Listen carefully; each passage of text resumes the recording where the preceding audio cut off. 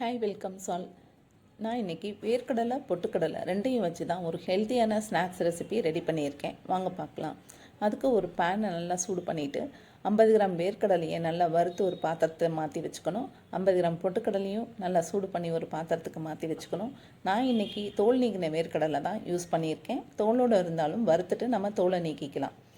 இப்போது ஒரு mixie jar எடுத்து வேர்க்கடலையும் பொட்டுக்கடலையும் நல்லா தனித்தனியாக குறைன்னு அரைச்சி ஒரு பாத்திரத்தில் மாற்றிக்கிட்டு ஃப்ளேவருக்காக 2 ஏலக்காவை நல்லா பொடிச்சு அதில் போட்டுக்கிட்டு 50 கிராம் நாட்டு சர்க்கரையும் அதில் சேர்த்துட்டு ஒரு 10 முந்திரி பருப்பை நெய்யில் நல்லா வறுத்து அதையும் அதில் சேர்த்துட்டு நல்லா கட்டிகள் இல்லாமல் உடச்சி ஒன்றா கலந்துக்கிட்டு இப்போ ஒரு 3 ஸ்பூன் நெய்யை தனியாக சூடு பண்ணி இந்த மாவில் ஊற்றி கை பொறுக்கிற சூட்டுக்கு நல்லா உருண்டைகளாக பிடிச்சி ஒரு ஹெல்த்தியான ஸ்நாக்ஸ் ரெசிப்பியாக நாம் டெய்லியும் யூஸ் பண்ணிக்கலாம்.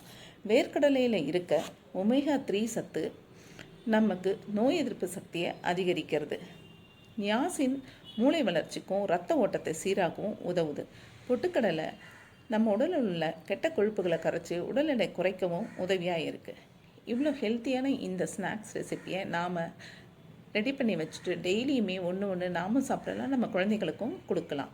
இதனால் நம்ம உடலுக்கு நல்ல ஆரோக்கியம் கிடைக்கும். நீங்களும் இதை மாதிரி ரெடி பண்ணிவிட்டு எப்படி இருக்குன்னு சொல்லுங்கள்.